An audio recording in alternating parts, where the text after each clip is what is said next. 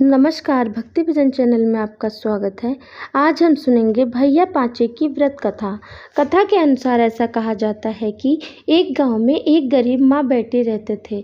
भैया पांचे के दौरान बेटे ने अपनी माँ से कहा कि माँ, मैं अपनी बहन के घर राखी बंधवाने जा रहा हूँ। माँ ने कहा कि बेटा, हमारे पास तो कुछ भी नहीं है, हम क्या देंगे। बेटे ने कहा, लकड़ी बेचकर जो मिलता है वह पर्याप्त है। यह कहकर बेटा अपनी बहन के घर रवाना हो गया। वहाँ अपनी बहन के घर पहुँचता है। बहन भाई को देख लेती है, लेकिन उस समय वह सूत कत रही थी। सूत का तार बार बार टूट रहा था। बहन तार जोड़ने में व्यस्त थी। भाई ने सोचा, लगता है कि मेरी बहन को मेरे आने की खुशी नहीं हुई, इसीलिए वह वापस जाने लगा। इतने में बहन के सूत का तार जुड़ गया। वह दौड़कर भाई को रोकती है। बहन कहती है, भाई, मैं तुम्हारा ही इंतज़ार कर रही थी, लेकिन सूत का तार बार बार टूट रहा था, इसी वजह से मैं तुम्हारा स्वागत नहीं कर पाई। बहन ने भाई को पाटे पर बिठाया और उसकी कलाई पर राखी बांधी। बहन अपनी पड़ोसन के पास गई और बोली कि मेरा भाई आया है, मैं उसके स्वागत के लिए क्या करूं। पड़ोसन उससे ईर्ष्या करती थी। उसने कहा, तेल से पोछा लगाना और घी में चावल बनाना। बहन भाई के आने में खुशी से पागल हो रही थी। उसने वैसा ही किया जैसा पड़ोसन ने उसे बताया। बहुत देर हो गई।